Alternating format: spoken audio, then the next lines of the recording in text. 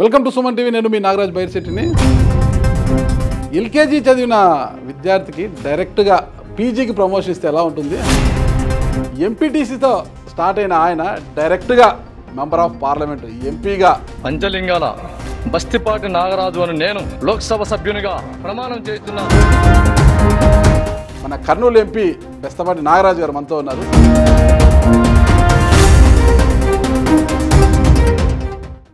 ఇప్పుడు ఎల్కేజీ చదువుతున్న విద్యార్థుల మధ్యలో ఏ తరగతి కూడా చదువుకోకుండా డైరెక్ట్గా పీజీకి ప్రమోట్ చేస్తే చాలా హ్యాపీగా ఉంటుంది కదా, మధ్యలో చదవాల్సిన పని ఏం లేకోకుండా. సార్ మరి అంతే కదా. ఎంపీటీసీతో స్టార్ట్ అయిన మీ కెరియర్ డైరెక్ట్గా మెంబర్ ఆఫ్ పార్లమెంట్ ఢిల్లీలో అడుగు పెడతారు. కొడితే ఏను కుంభస్థానాన్ని కొట్టాలనేది వాస్తవం సార్. ఓకేనా, ఎలా ఉంది ఆ కిక్? అది మాటలు వర్ణించలేదు సార్ వాస్తవంగా. ఓకే, ఎందుకంటే రాజకీయ వ్యవస్థలో అత్యంత చివరి పోస్ట్ ఏదైనా ఉందంటే ఎంపీటీసీ. అంతే, మహా అయితే వార్డు నెంబర్ అంతే. ఎంపీటీసీ ఎలక్షన్ ద్వారా ఎన్నుకోబడిన ఒక ప్రాదేశికము ఎంపీటీసీ అనేది. తర్వాత చిన్నది లాస్ట్ చిన్నది వార్డు నెంబర్ చెప్పుకోవాల్సింది కూడా పరిగణించింది కాదు. అత్యంత భారతదేశంలో చట్టసభలో అతిపెద్ద సభ అంటే లోక్సభ. అంతే, లోక్సభకు పార్లమెంట్ ఇంకా పార్లమెంట్ అంత మించిన సభ లేదు అక్కడే. అంతే. కాబట్టి అది మాటల్లో వర్ణించలేంది. మళ్ళీ అలాంటప్పుడు పార్లమెంటులో బెస్తపాటి నాగరాజను మేము వాస్తవంగా సోఫా సీట్ల నుంచి రాజకీయంలోకి రాలే. నేను సోఫాలో కూర్చొని నా రాజకీయ వారసత్వం ఆయన కొడుకు నేను, ఆయన మనవని నేను చెప్పుకొని రాలే. నేను భూమిలో నుంచి వచ్చిన, తాతల పేర్లు చెప్పుకొని రాలే. నేను భూమిలో నుంచి వచ్చిన కాబట్టి అందుకే నా కంఠం కూడా అక్కడ ఆ ప్రమాణ స్వీకారం అప్పుడు భావోద్వేగంతో ఉంటుంది అక్కడ. అంటే ఒక ఆశయంతో వచ్చిన నేను. ఈ ఆశయం ఏంటది? ప్రజాసేవ పరమావధిగా భావించిన. నిజమా? వాస్తవం. నమ్మచ్చా? మీరు అడగండి. రాజకీయ నాయకులు అందరూ చెప్పేదే కదా, రైట్.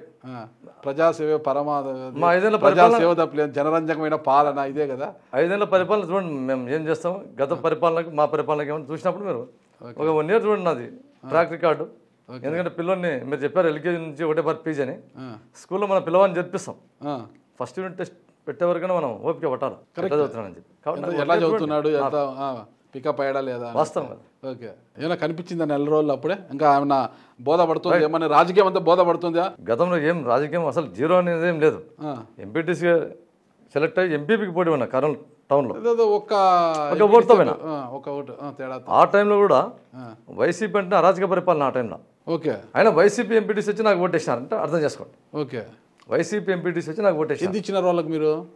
డబ్బు పరం కాదు, ఓకే ఓకే, వాళ్ళకి నా మీద అంటే ప్రేమ అభిమానం, ఈయనైతే దీనికి సూటబుల్ అని చెప్పేసి ప్రేమ అభిమానంతో రాజకీయ నాయకులు ఓట్లు వేస్తారా? వేస్తారు కూడా. టికెట్ నాకు ఎట్లా ఇచ్చినారు? నాకంటే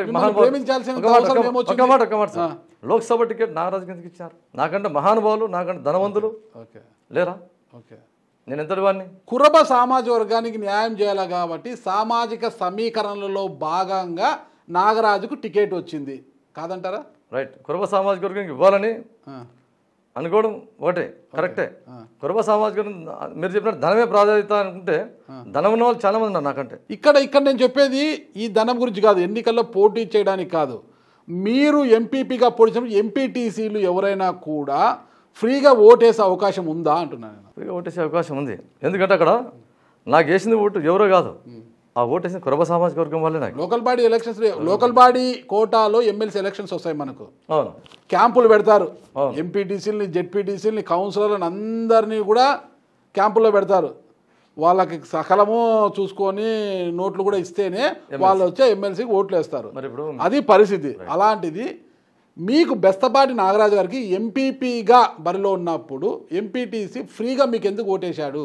అంత మంచివారా మీరు? ఒక మాట చెప్తాను. కురబ సామాజిక వర్గం నుంచి నేను ఎంపీపీకి అనుకోకుండా నా పేరు తెరవెనికి వచ్చినప్పుడు అవతల మా కమ్యూనిటీ వైసీపీలో ఉన్నా కూడా మా కమ్యూనిటీ వాళ్ళు అనే ఒక ఐక్యతతో వాళ్ళు స్వచ్ఛందంగా ఓటేసింది. ఆమె వచ్చి ఎమ్మెల్యే గారు ఇప్పుడు ఎవరు? ఆమె Revanth MPTC.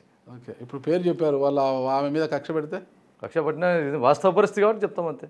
Okay okay, MLA గారు వచ్చి అధికార పార్టీ ఎమ్మెల్యే వచ్చి చేయబట్టినట్లా, అమ్మా ఇది నువ్వు గెలిచింది వైసీపీ నుంచి అంటే కూడా ఆమె వినలేదు. ఓకే, నేను నాగరాజుగా ఓటేస్తున్నా అని స్వచ్ఛందంగా చెప్పింది. అధికార పార్టీ ఎమ్మెల్యే అంటే రాంభూపాల్ రెడ్డి గారా? ఎమ్మెల్యే సుధాకర్ ప్రజెంట్ గా సబ్జెక్టులో ఉన్నారు ఇప్పుడు ప్రస్తుతం. ఎందుకున్నారు? మీకు అందరికి తెలిసిన విషయమే. అంటే అధికారం మార్పిడి తరువాత జైలుకి వెళ్ళాడైనా ఆయన చేసుకున్న కర్మలు వెంటాడినాయి. ఓకే, అంతకుముందే వచ్చింది కదా వీడియో బయటికి. లేదు అంటే గవర్నమెంట్ ఇంకా ఫామ్ కాలేదు అప్పటికి. అంటే అది రూమర్ బయటకు అంటే అమ్మాయి పెట్టాలి కేసు అక్కడ. సుమోటోగా సుమోటోగానే తీసుకుంటే ఇప్పుడు జరిగింది కూడా అది ఇప్పుడు జరిగింది సుమోటోగానే అమ్మాయి కేసు పెట్టిన తర్వాత కదా ఎఫ్ఐఆర్ చేసి సుమోటోగానే ఫస్ట్ అది తర్వాతనే న్యాయం జరగాలని చెప్పేసి ఇది చాలా మంది పోటీ పడ్డారు కర్నూలు ఎంపీ కుర్చీకి. అవును. కానీ మీకే ఎందుకు వచ్చిందంటే కేవలం సామాజిక పరంగా వచ్చిందంటారా, లేదంటే ఉన్నత విద్యార్థికుడు ఒక కెమిస్ట్రీ లెక్చరర్ మాజీ కెమిస్ట్రీ లెక్చరర్ మీరు అని వచ్చిందంటారా? మీరు నాకు ఎంపీ టికెట్ ఇస్తే ఇన్ని కోట్లు ఇస్తానని పార్టీకి ఆశ పెట్టడం వల్ల వచ్చిందంటారా? చంద్రబాబు గారు ముఖ్యమంత్రి వర్యులు ఎటువంటి మేధావో మీకు తెలుసు. ఈ ఎలక్షన్ 2024 ఎలక్షన్లో ఏది ఏమైనా కూడా ఈ నరరూప రాక్షసుని గద్దె దింపాలంటే అభ్యర్థుల సెలక్షన్ విషయంలో చాలా జాగ్రత్తగా వహించాలని చెప్పి సారు ఒక పారామీటర్స్ పెట్టాడు. మేము వర్క్షాప్ పిలిచినప్పుడు సార్ ఒక మాట చెప్పాడు. అప్పుడు ఇంకా ఎలక్షన్ జరగడే, సీట్లు అలాట్ అయినాక సార్ ఒక మాట చెప్పాడు. నా రాజకీయ జీవితంలో గత 45 ఏళ్ళు అయితే కూడా ఏ రోజు నేను అభ్యర్థులకు ఇంత వేట పెట్టలేదు, ఇంత వడబోయలేదు. నేను వడబోసి ఇక్కడ మీరు కావాలంటే సార్ది కూడా ఆన్ రికార్డ్ వీడియో చూడండి. కవితాలం సభలో నాగరాజు డబ్బులు న్యాయం చూడలేదు, నాగరాజు ఒక అతి సామాన్యమైన ఎంపీటీసీ అని చెప్పేసి నేను తీసుకున్నాను.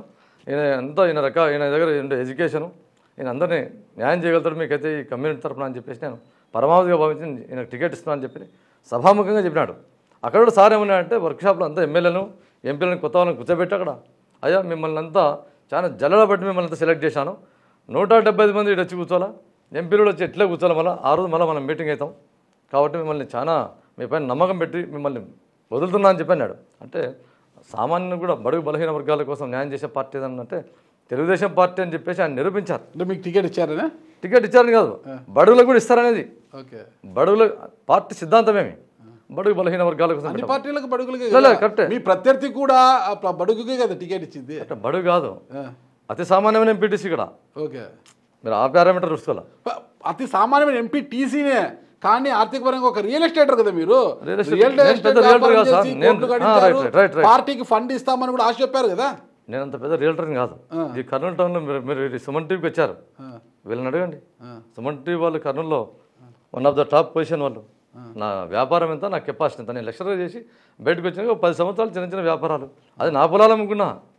నేనేదో వ్యాపారం అంటే ఏదో నేనేదో చేసినటువంటి వ్యక్తిని కాదు. నేను మీ పొలాలే అమ్ముకున్నా కూడా ఏం సంపాదించలేదంటారు. మళ్ళీ పార్టీకి ఫండ్ ఇస్తానని చెప్పి చివరి వరకు దోపుచ్చులాడారంట. అట్లా రూపాయి కూడా పార్టీ ఫండ్ ఇచ్చేంత కెపాసిటీ కలిగిన వ్యక్తులం కాదు మేము. పార్టీకి ఫండ్ ఇచ్చేంత కెపాసిటీ ఇచ్చారు మీకు టికెట్. అది చెప్తున్నా సార్. కురవ సామాజిక వర్గం ఫస్ట్ పారామీటరు.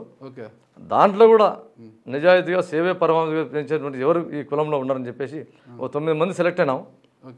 దాంట్లో 1-1 సార్ అందరినీ పరిశీలించినాడు, అందులో నన్ను సెలెక్ట్ చేసినాడు సార్. ఏదేమైనా చంద్రబాబు గారు ఒక మంచి పర్సన్ని ఎంపిక చేసి పార్లమెంట్కి పంపించారు. ఆయన రుణాన్ని తీర్చుకోవాల్సిన బాధ్యత నా పైన చాలా ఉంది. ఒక్కసారి మీ కుటుంబ నేపథ్యం గురించి చెప్తారా సార్? మాకు 2 అన్నలు. నాన్నగారి పేరండి? నాగభూషణం.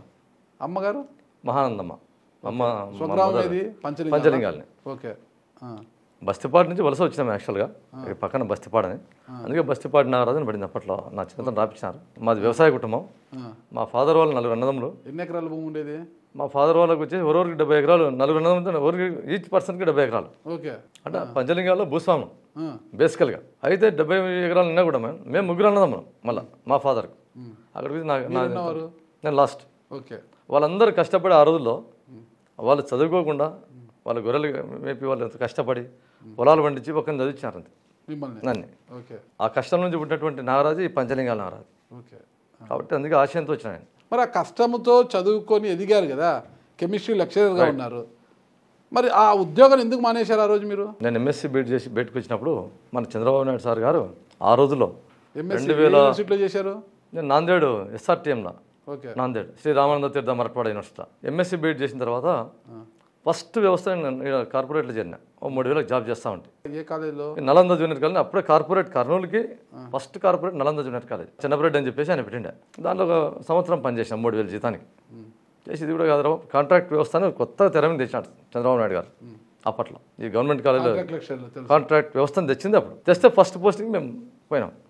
సరే కాంట్రాక్ట్ వ్యవస్థ అంటే ఏదో రోజు రెగ్యులర్ అవుతుంది అని చెప్పేసి 2-3 ఇయర్స్ జాబ్ చేసినాం. చేస్తే అది సార్ది గవర్నమెంట్ అప్పుడు మళ్ళీ చేంజ్ కావడం, ఇవి రెగ్యులర్ అవుతాయో కాదని చెప్పేసి ఆ రోజులో ఒక భయం ఉండేది. డిఎస్సీ నోటిఫికేషన్ రాలేదా పీరియడ్లో? నేను బీఈడి చదివినట్టు ఏ రోజు నేను డిఎస్కి అప్లై చేయలేదు. ఎందుకు? ఎందుకంటే ఆ క్యారియర్ పట్టుకొని పోయి ఓపిక నాకు లేదు అసలు. ఏమంటే క్యారియర్ పట్టుకుపోయింది లేదా? ఎక్కడో వేస్తే పోస్టింగ్ నేను చేసేంత నాకు అది లేదనమాట. చేస్తే ఒక కాలేజీలో చేయాలా, లేదంటే ఒక ప్రొఫెషన్ చేయాలని నాకు కోరిక. ఎంఎస్సీ చదివితే అప్పట్లో అంటే బీడ్ అంటే ఒక పిచ్చి ఉండే. బీడ్ అంటే బీడ్ చదివితేనే పిల్లల్ని సరే కాలం ఉండే అప్పట్లో. బీడి మేము చదివేటప్పుడు. ఏ కాలం అది? ఏ కాలం? 2004. 2004 రాతియుగం కాదు. రాతియుగం కాదు. బీడ్ వాల్యూ అంత ఉంది అప్పుడు. Okay okay. ఒక టీచర్ పోస్ట్ కానీ బీడ్ చేస్తే నువ్వు ఎంఎస్సీ చదివినట్టు పెద్ద పట్టించుకునే వాళ్ళు కాదు. ఓకే. బీడీ చేసిన డిగ్రీ చేసి బీడీ చేస్తే కూడా మరి నేను బీడీ చేయకపోయినా నాకు పిల్లలు ఇచ్చారా? అంటే మీ పరిస్థితి అక్కడ ఓకే ఉండొచ్చు. ఎంఎస్సీ బీడీ కంటే కూడా బీడీకి అంత వాల్యూ ఉంది అని చెప్తాను నేను ఇక్కడ. పిల్లల్ని కంప్లీట్ ఇవ్వరు అని చెప్పట్లేదు.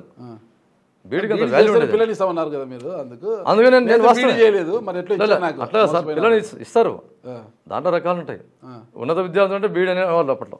బీడీ ఉంటే ఉన్నత విద్యార్థి అంటే గవర్నమెంట్ టీచర్ పోస్ట్ ఎప్పుడైనా కొట్టగలుగుతాడని వాళ్ళకి భరోసా. కొడతారని ఉద్దేశంతో బిడ్డని ఇచ్చారు, కొట్టలేదు. అప్పుడు పరిస్థితి ఏంటి? అంటే వాళ్ళకు భరోసా ఇచ్చేటప్పుడు నువ్వు బిడ్డని పోషించగలడా లేదా, ఆ బిడ్డని ఏ కష్టం లేకోకుండా పోషించగలడా లేడా అల్లుడని చూస్తారా? బీఈడీ ఉంది ఎప్పటికైనా టీచర్ పోస్ట్ కొడతాడని ఇస్తారా? పోషించాలంటేనే వాళ్ళు చూసేది ఏమంటే బ్యాక్గ్రౌండ్, ఎడ్యుకేషన్ బ్యాక్గ్రౌండ్ దేని చూస్తారు వాస్తవంగా. క్వాలిఫికేషన్ ఉంటే ఏదో రోజు వాడు బాగుపడతారా బాబు, ఈరోజు రాకుండా రేపు జాబ్ చేసుకుంటాడు నా బిడ్డ సుఖపడతానే దాని పారామీటర్ అంతా. ఓకే. మీరేమంటే విడమరుస్తున్నారు. మరి మీరు బీఈడీ చేశారని మీ ఆవిడని మీకు ఇచ్చారా? వాస్తవం. ఓకే, బీఈడీ చేశారు. అవును. మరి టీచర్ కాలేదే? నాకు లేదు, నేను సరే ఆ క్వాలిఫికేషన్తో చేస్తున్నాను. ఆ తర్వాత మన పెళ్ళికి చూపించుకున్నారు క్వాలిఫికేషన్. అవును, ఎంఎస్సీ బీడీ అని చూపించాను నేను బాగా. అంతే. మరి టీచర్ అవుతారని ఇచ్చింటారు. టీచర్ అవుతారని ఇచ్చారు నాకు వాస్తవం. మరి మీరు టీచర్ కాలేదే? నేను ఇంకోటి చెప్తా సార్ వాస్తవ పరిస్థితి. నేను జాబ్ మానేసిన పెళ్ళి నాకు వారానికి. ఎందుకు? నాకు అసలు పెళ్ళైంది, జాబ్ అవసరం లేదు. వాస్తవం, నేను రియల్గా మాట్లాడుతున్నా. మానేసిన ఇది ఎందుకంటే మనం ఒక కాలేజీలో ఎంత పని చేస్తాం సార్? ఒక సెక్షన్కి 30 మందిని సార్ ఇంటర్మీడియట్లో, ఇంకో సెక్షన్కి 30 మంది. సంవత్సరంలో చెప్తే 60 మందికి నువ్వు సేవ చేయాలి. నీ సర్వీస్ ఎంత, మన వయసు ఎంత, ఎంతమందికి చేయగలుగుతాం? నాకు అప్పటికే ఇది ఆలోచన, ఇది కరెక్ట్గా నా ప్లాట్ఫారం. సరే మనం పోషించాలా, భార్య పిల్లల్ని పోషించాలి కాబట్టి నేను ఏదో ఒకటి చేయాలి, ఏదో సాధించాలి. వచ్చి తదనంతరం ఆల్కలీస్ ఫ్యాక్టరీలో గవర్నమెంట్ కాలేజ్ 8,000 ఇచ్చేవారు మన చంద్రబాబు నాయుడు గారు అప్పట్లో. దీంట్లో 13,000 ఇస్తా అని మన టీజీ వెంకటేష్ సార్ గారు నోటిఫికేషన్ ఇచ్చాడు బ్రహ్మాండంగా. వచ్చి ఎగ్జామ్ రాసినాం, సెలెక్ట్ అయినాం. ఆడ కూడా ఎగ్జామ్ వల్ల దాంట్లో ఎగ్జామ్ సార్ ఆల్కలీస్ కూడా ఎంఎస్సీ వాళ్ళకు కెమిస్ట్రీ కదా అది. ఆయన కంపెనీకి రెగ్యులర్ పోస్టులకు రాసినాము, సెలెక్ట్ అయినాం.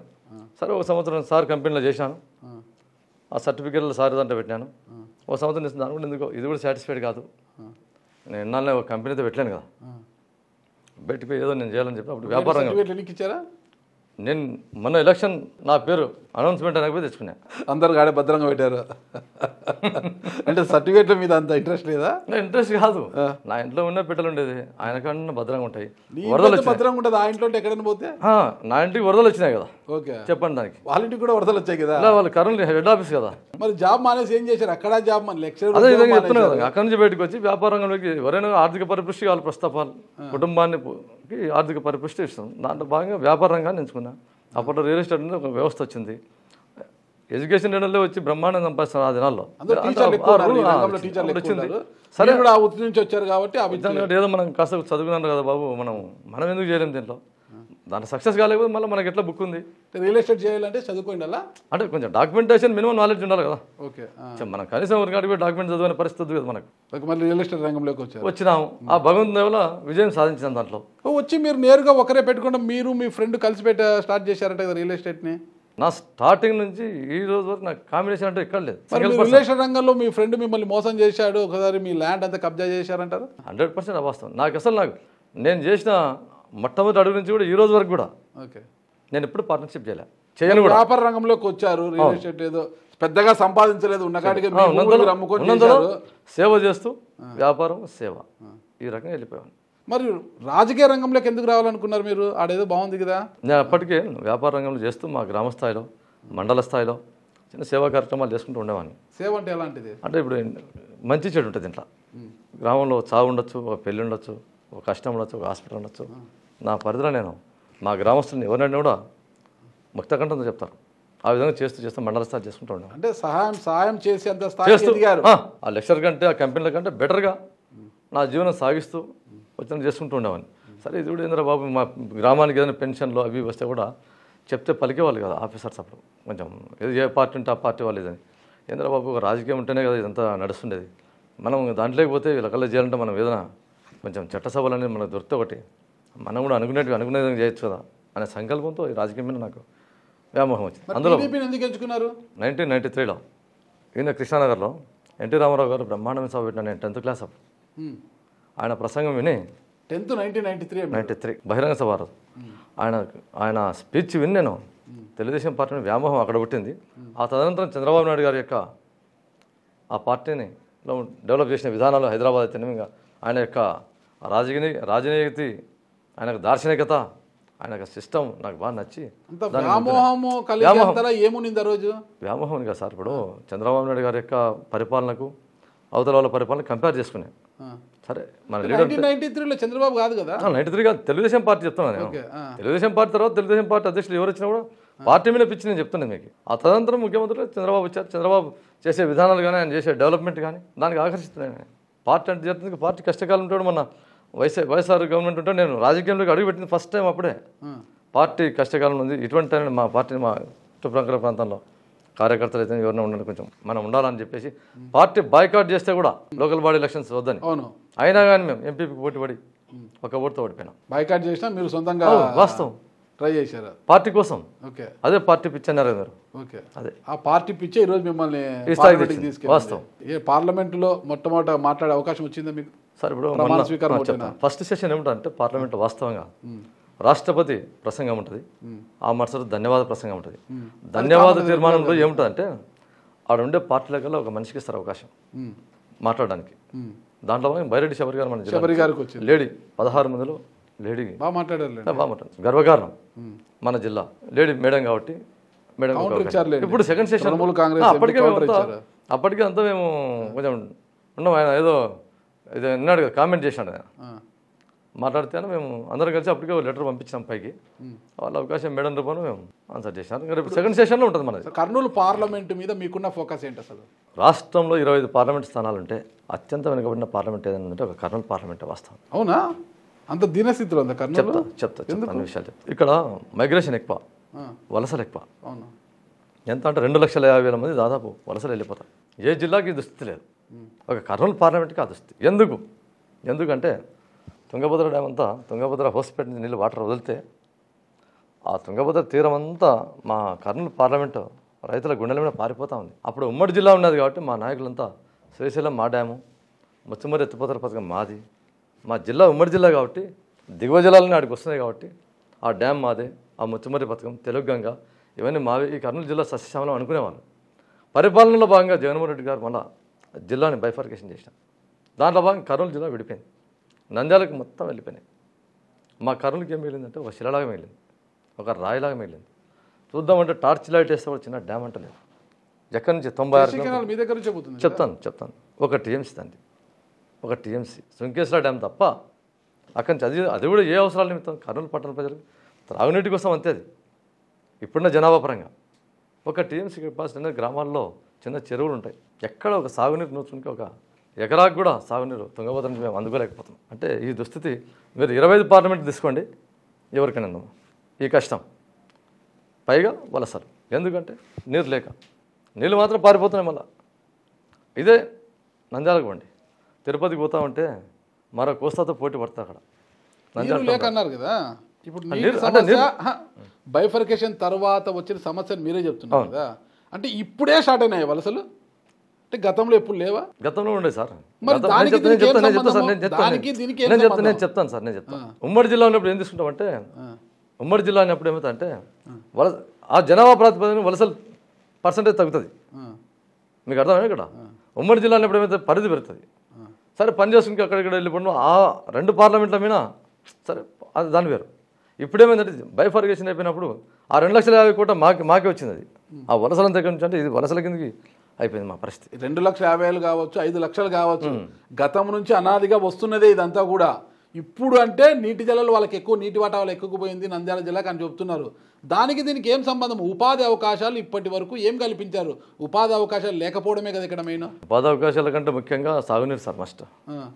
ఉపాధి అవకాశాల కంటే సాగునీరు ఇస్తే ఆటోమేటిక్గా అన్ని పారామీటర్లు వాళ్ళ రైతుల యొక్క స్థితిగతులు మారిపోతాయి. పంటలు పండినప్పుడు ఆటోమేటిక్గా లేబర్ అంత డిపెండబుల్ ఎక్కువ అగ్రికల్చర్ సిస్టమే ఇక్కడ ఆటోమేటిక్గా చేస్తుంది. కాబట్టి ఫస్ట్ ఆఫ్ ఆల్ ఇరిగేషన్. రైతుల నిరుద్యోగ యువతన రైతులు సార్, రైతు కుటుంబాలు 20 ఎకరాల పొలం ఉన్నా కూడా మొత్తం సర్దుకొని వెళ్ళిపోతాం. నేను చెప్పేది అక్కడ బాధ, నా బాధ. మొట్టమొదటి రైతులే 20 ఎకరాల పేరుకి పొలం అంటే వలస పోయే వాళ్ళు పొలం లేని వాళ్ళు కాదు. 20 ఎకరాలు ల్యాండ్ పెట్టుకొని మొత్తం ఇంటికాడ ముసలామని పెట్టేసి మొత్తం సర్దుకొని వెళ్ళిపోతుంది. ఎందుకంటే పండగ అవి వర్షాధారం లేక. వాటి నియంత్రణకి ఇప్పుడు ఏం చేయదలుచుకున్నారు ఎంపీ గారు? ఇది మంచి ప్రశ్న. గత ప్రభుత్వంలో తెలుగుదేశం పార్టీ వచ్చినప్పుడు బైఫర్గేషన్ అయిన తర్వాత చంద్రబాబు నాయుడు గారు అంత కష్టాల్లో రాష్ట్రాన్ని పరిపాలించడానికి పీఠం ఎక్కి కూర్చున్నా కూడా మా పరిస్థితి అంతా వినవించుకుంటే వేదవతి ప్రాజెక్ట్ శాంక్షన్ చేశాను. ఆలూరు దగ్గర 8 టీఎంసీల కెపాసిటీ 1925 కోట్ల రూపాయలు బడ్జెట్ శాంక్షన్ చేసినాడు. వర్క్ కూడా అంతా అయిపోయి మొదలు పెట్టినారు. అసలు పరిపాలనలో భాగంగా జగన్మోహన్ రెడ్డి గారి పరిపాలన రావడం, దాన్ని నేరుగార్చడం, రివర్స్ అని చెప్పేసి ఉన్న ఫలాన్ని ఆపేసి ఆ ఫండ్స్ని డైవర్ట్ చేసి రాక మాకు ఆ వేదవతి వచ్చింది. మాకు దాన్ని ఆపేస్తే అది మళ్ళీ మొదటికి వచ్చేసింది. మాకేమంటే మెయిన్గా నా లక్ష్యం ఏమంటే ఆ వేదవతి ప్రాజెక్టు సార్ శాంక్షన్ చేశారు కాబట్టి మళ్ళీ ఇమ్మీడియట్గా దాన్ని చేసుకోవాల్సిన బాధ్యత చాలా ఉంది. అది ఎందుకంటే చూసుకుంటారు అది లేదు మంత్రి చూసుకుంటారు కదా సార్. మాకు ఇక్కడ చంద్రబాబు నాయుడు గారు ఏం చెప్పారంటే ప్రతి ఎంపీకి ఒక మినిస్టర్ని అటాచ్ చేస్తున్నారు. ఇక్కడ మీ పార్లమెంట్ పరిధిలో ఉండే సమస్యలకు కానీ సెంట్రల్లో ఆ శాఖకు సంబంధించిన సమస్యలు కానీ అంటే అటాచ్మెంట్ ఇక్కడ ట్రయాంగిల్ షేప్ ఢిల్లీలో మీరు చూసుకోవాలా మా పార్లమెంట్ అంతే. ఎంత గొప్ప ఆలోచన అంటారు. మంచి ఆలోచన, చాలా గొప్ప ఆలోచన. ఎవరికి రాలేదు ఇటువంటి ఆలోచన. అంటే ప్రతి ఒక్కడు సేవ చేయాలి, ఆ భాగ్యం ఇవ్వాలనే సంకల్పంతో ఆయన అది ఇచ్చినాడు మాకు ట్రయాంగిల్ షేప్. కాబట్టి అందులో భాగంగా మేము వేదవతి ప్రాజెక్టు మీద మాట్లాడతాం, గుండ్రేల ప్రాజెక్టు, ఆర్డీఎస్ రైట్ కెనాల్. ఈ 3 వచ్చినాయంటే మరో కోస్తా ప్రాంతంతో కోనసీమ ప్రాంతం పోటీ. ఆర్డీఎస్ రైట్ కెనాల్ అనేది అనాదిగా వస్తానే ఉంది. అది అయ్యిందిలే పోయింది లేదు దాని గురించి. సరే అదే మీరు అనేది అనాది అనేది పదానికి అర్థం లేకుండా చేయాలని ఇప్పుడు మేము అనాది అనే పదానికి అర్థం లేకుండా చేయాలని ఉన్నాం మేము ఈ గవర్నమెంట్లో. ఎందుకంటే ఇక్కడ 2 రాష్ట్రాలతో ముడిపడింది ఇక్కడ సమస్య. అక్కడ రేవంత్ రెడ్డి గారి సహకారం మనకు ఫుల్గా. ఈ కర్నూలు జిల్లాల కల్లా ఎక్కడ ఉందంటే తెలంగాణతో ముడిపడింది. గుండెల ప్రాజెక్ట్ తెలంగాణ హద్దు మన హద్దు. ఇప్పుడు మనకేముంది, రేవంత్ రెడ్డి గారు ఇక్కడ ఉన్నారు, చంద్రబాబు నాయుడు సార్ ఇక్కడ ఉన్నారు. సెంటర్లో బ్రహ్మాండమైన అవకాశాలు ఉన్నాయి. మనకు ఇటువంటి అవకాశం నా జీవితం రాదు, మన జీవితంలో. సరే మీకు ఇప్పుడు అవకాశం వచ్చింది కదా. గతంలో 2014లో ఇక్కడ బుట్టా రంగ గారు ఎంపీగా పనిచేశారు. 2019లో డాక్టర్ సింగిర్ సంజీవ్ కుమార్ గారు ఇక్కడ ఎంపీగా పనిచేసినారు. చేశారంటే అలా చేశారు అంతే. వాళ్ళ మార్కు పాలన ఏమీ లేదు ఒక ఎంపీగా. మళ్ళీ మీకు వచ్చింది ఆ అవకాశము. అదే కురవ సామాజిక వర్గం నుంచి మీకు అవకాశం వచ్చింది కదా. మరి మీ యొక్క మార్కు పాలన ఎలా చూపబోతున్నారు అసలుకి? అందుకే నేను చెప్పాను ఇందాక పిల్లల్ని ఎల్కేజీ మాటలేనా చేతలు కూడా ఉంటాయని. అందుకే మీరు నాకు ఒక 1 year వదలండి సార్. నాకు 5 ఏళ్ళ పరిపాలన. ఫస్ట్ యూనిట్ టెస్ట్ అంటే దాదాపు 13 నెలలు వస్తుంది నాకు పరిధి. ఆ 13 నెలల తర్వాత మళ్ళీ ఇట్లా ఇంటర్వ్యూకి వచ్చిందాం. ఖచ్చితంగా నేనే పిలిపిస్తాను మీరు రానంటే కూడా. ఆ 13 నెలలు నువ్వు ఏం చేసినా ఫస్ట్ యూనిట్ టెస్ట్లో అని ఆ రోజు వరకు నేను సమాధానం చెప్తాను సార్. ఇప్పుడు ప్రస్తుతం డోన్ ఎమ్మెల్యే, మీ సిట్టింగ్ డోన్ ఎమ్మెల్యే కోట్ల సూర్యప్రకాష్ రెడ్డి గారు గతంలో కేంద్ర మంత్రిగా ఉన్న రైల్వే శాఖ సహాయ మంత్రిగా ఉన్నారు కదా. అంటే కర్నూలుకు రైల్వే కోచ్ ఫ్యాక్టరీ అనేది అప్పుడు ఒక ప్రతిపాదన ఉంది. అది అటు పోలేదు ఇటు పోలేదు. అది దాని గురించి మీరేమైనా పట్టించుకుంటారు అసలు? నేను మాట చెప్తాను. నా ప్రమాణ స్వీకారం అయిపోతానే నాకు లెటర్ ప్యాడ్స్ వచ్చినాయి. మొట్టమొదటి లెటర్ ప్యాడ్ నేను రాసింది రైల్వే వర్క్షాప్ అని. ఎమర్జెన్సీ అది 65% వర్క్ అయిపోయింది అక్కడ. ప్రతి సంవత్సరం 80 కోట్లు శాంక్షన్ అవుతుంది దానికి. నేను బాగా అబ్జర్వ్ చేస్తూనే ఉన్నా. 80 కోట్లు 70 కోట్లు శాంక్షన్ చేస్తూ వస్తున్నారు. నేను ఫస్ట్ లెటర్ హెడ్ తీసుకొని రాసిన కంప్లైంట్ అదే. అది తీసుకుని ఎమర్జెన్సీగా కర్ణాటక మినిస్టర్ సహాయ మంత్రి సోమన్న గారు, సెంట్రల్గా నార్త్లో ఒక సహాయ మంత్రి, ఇద్దరిని ఇచ్చినారు సహాయ మంత్రిని, వాళ్ళని కలిసి చైర్మన్ ఫస్ట్ లెటర్ ప్యాడ్ వాళ్ళకి ఇచ్చిన. అయ్యా నా గ్రామంలో నాకు పార్లమెంట్లో ఉండేది ఒకటే ఫ్యాక్టరీ సెంట్రల్ నుంచి, అది చాలా ఎమర్జెన్సీగా అయిపోయింది. సార్ దగ్గర అంతా విన్నవించుకుంటే వెంటనే ఐఏఎస్లను పిలిపించి ఇమ్మీడియట్గా సెకండ్ సెషన్కి తను వచ్చేసరికి దీని స్టేటస్ కొంత తెప్పించేయండి, దీన్ని యాజ్ ఎర్లీ యాజ్ పాసిబుల్ చేయాల్సింది. ఇది తెలుగుదేశం గవర్నమెంట్ మనం ఇప్పుడంతా కుటుంబ సభ్యులం. అక్కడ మనం ఏం ఫైల్ పెట్టినా కూడా మ్యాక్సిమం 100% పాస్ అవుతాను ఫుల్ సంకల్పం ఉంది. మా ప్రెజర్ అట్లే ఉంటుంది, వాళ్ళు ఇచ్చే ఆన్సర్స్ ఆధారపడింది. కాబట్టి నేను ఫస్ట్ లెటర్ నేను చెప్తున్నా, మీరు కన్నెర చేస్తే అలా పడిపోతుంది. మా ఫస్ట్ లెటర్ దాని మీద పెట్టినాను. సెకండ్ లెటర్ ఏం పెట్టినా అంటే కర్నూలు నుంచి బళ్ళారికి అది 4 చేసుకోవాల్సిన బాధ్యత చాలా ఉంది. నితిన్ గడ్కరీ గారిని కలిసిన. ఎందుకంటే మా కర్నూలు పార్లమెంట్ కింద వెన్నెముక లాంటి రోడ్డు అది. ఆ రోడ్డు ఎప్పుడైతే 4 అయితే ఆటోమేటిక్గా పారిశ్రామికంగా అభివృద్ధి తీరుతుంది. అది ఆ రోడ్డు మౌలిక వసతులు సరిగా లేకపోవడం వల్లే కర్నూలు పార్లమెంట్ ఇంత వెనకబడింది వాస్తవంగా. అంటే కేంద్ర ప్రభుత్వ రంగ సంస్థలను ఇక్కడికి తీసుకొచ్చే అవకాశం ఇప్పుడు మీకు ఉంది కదా, ఏమన్నా ట్రై చేస్తున్నారంటే నిరుద్యోగ యువతకు ఉపాధి అవకాశాలు కల్పించడానికి, వలసల నివారణ కోసము అలాంటి ఫ్యాక్టరీస్ ఏమన్నా ప్రపోజ్ చేస్తున్నారా? సార్ ఒక మాట, మా అదృశ్యం ఏమని తెలుసా, ఈ టర్మ్ భారీ పరిశ్రమల శాఖ మంత్రి కూడా మా జిల్లా భరత్ గారికి వచ్చింది. పారిశ్రామికంగా అదొక అదృష్టం. అందులో భాగంగా సెంట్రల్లో కూడా మన సార్ మేము చంద్రబాబు నాయుడు గారు వస్తే 3 days అయిపోయిన తర్వాత కర్నూలు బయలుదేరదామనే టైంలో నార్త్ వాళ్ళు కూడా ఒక కంపెనీ పెడతాం 100 కోట్ల బడ్జెట్ అని మాకు అక్కడ ఉండే చిన్న చిన్న పరిచయాలనే వాళ్ళు ఇచ్చారు మాకు అక్కడికి. వెంటనే భరత్ సార్ కూడా ఆ రోజు ఇచ్చారు అక్కడికి. వెంటనే 5 నిమిషాల్లో సార్ని కల్పించి ఇద్దరిని కల్పించి సరే మన స్టేట్ కూడా గైడ్లైన్స్ పాస్ చేసినాక మిమ్మల్ని పిలుస్తాం, ఆ రోజు మళ్ళీ చర్చిద్దామని చెప్పేసి అంటే ఏ ఒక్క అవకాశాన్ని అయితే మేము వదిలిపెట్టాం. పారిశ్రామికంగా విద్యార్థులకు ఈ ఉపాధి కోసం ఇరిగేషన్ పరంగా ఈ రైతులు ఈ వలసలు లేకుండా ప్రతి ఎకరాకు సాగునీరు మా లక్ష్యం. ఈ 5 ఏళ్ల పరిపాలనలో ఏ రోజు జరిగినంత కనివినరినంత పని చేయాలని మేము భీష్మించుకున్నాం. మీరు ఎంతో కష్టపడి ఈ స్థాయికి వచ్చారు కదా, మిమ్మల్ని నమ్మి ఓటేసిన ప్రజలు కూడా కష్టపడుకోకుండా చూసుకోగలరని ప్రమాణం చేయగలరా? 100%. ఇప్పుడు ఎందుకంటే నేను ఇప్పుడు గెలిచి నేను ప్రమాణ స్వీకారం సెషన్కి వేయించాను కదా, ఇప్పుడు నా దగ్గర పార్లమెంట్ ప్రజల్లో వస్తూ ఉన్నారు. ఒక్కసారి మీరు వాచ్ చేయండి, మీరు మీడియా పాత్రికేయులు కాబట్టి ఒకసారి అడగండి, ఒకసారి టచ్ చేసి చూడండి. నా దగ్గరికి వస్తే నేను ఇట్లా కూర్చునే వ్యక్తిని కాదు, అంటే కుర్చీలో కూర్చొని ఆన్సర్ చేసే మనిషిని అసలే కాదు. ఎంపీ అయినా కూడా లేచి నిలబడి 8 గంటలు కానీ నిలబడి ఆ జనం అయిపోయే వరకు వాళ్ళ దగ్గర నేను బయట ఇట్లా ప్రతి ఒక్కరికి ఆన్సర్ చేసి అప్పటికప్పుడు ఎవరు చేయాలని చెప్పేసి నేను ఇమ్మీడియట్గా రియాక్ట్ అయ్యే మనిషిని నేను. ఎందుకంటే నేను ఒక కాంట్రాక్ట్ వ్యవస్థ నుంచి వచ్చిన మనిషిని. ఎమ్మెల్యేలు ఫీల్ అవుతారేమో చూసుకోండి. మళ్ళీ ఎమ్మెల్యేలు వస్తారు ఇక్కడ అంతా కోఆర్డినేషన్. నేను చెప్తా, అది కూడా చెప్తా. కోఆర్డినేషన్ నేను చెప్తాను సార్, ఎమ్మెల్యేలతో కోఆర్డినేషన్ మాకు ఉందా, ఫుల్ కోఆర్డినేషన్. ఈ ప్రాజెక్టు సాధనలో కూడా మేము తెలుగుదేశం పార్టీ ఆఫీసులో మనం తీర్మానం చేసుకున్నాం. మేము చెప్పినాం సార్ ఇది సాధించుకోవాలి మనం ఎట్లంటే జిల్లా అధ్యక్షుని ఆధ్వర్యంలో ఎమ్మెల్యేలతో కలిసి ముక్త కంఠంతో ఒక తీర్మానం చేసుకున్నాం. రేపు ఎల్లుండి ఒక వారం 10 రోజుల్లో రేవంత్ రెడ్డి గారిని కలవబోతున్నాం. చంద్రబాబు గారి పర్మిషన్ అదే గుంటూరు ప్రాజెక్టు విషయం అయితే ఇవన్నీ ఒక కమిటీ వేసుకొని మేము మా జిల్లాకు సాధించుకోవాలని ఆవశ్యకత. అంటే ఎప్పుడు లేనంతగా ఆ కోఆర్డినేషన్ మా మధ్యన ఉంది. కర్నూలు బళ్ళారికి 4 lines ప్రపోజ్ చేస్తున్నామని చెప్పారు కదా మీరు, ఆ లెటర్ కూడా పెట్టామంటున్నారు కదా. ఇప్పుడు Kurnool to Mantralayam railway line కూడా అది ఒకటి పెండింగ్ ఉంది కదా. ఉంది సార్, అది రైల్వే శాఖ కూడా కలిసాలా దశల వారికి. ఇక్కడ పారామీటర్ ఏముంటుంది, ప్రయారిటీ పరంగా పోవాలి మనం. ఏ శాఖ కాడికి ఇప్పుడు పోయినప్పుడు ఆ ప్రయారిటీలో భాగంగా కర్నూలు మంత్రాలయం ఉంది. అవే కాదు, కర్నూలు హెడ్ క్వార్టర్ నుంచి విజయవాడకు అసలు ట్రైన్ లేదు. ఇదివరకు మచిలీపట్నం ట్రైన్ ఉండేది, మాకు తీసేసినారు. మధ్యకరలో అక్కడ పాపము కర్నూలు జిల్లాలో ఆ కరోనా వరకు ట్రైన్లు ఆపేవాళ్ళు లోకల్ ప్యాసింజర్స్. ఆ కరోనా తర్వాత ఆపడం బంద్ చేశారు.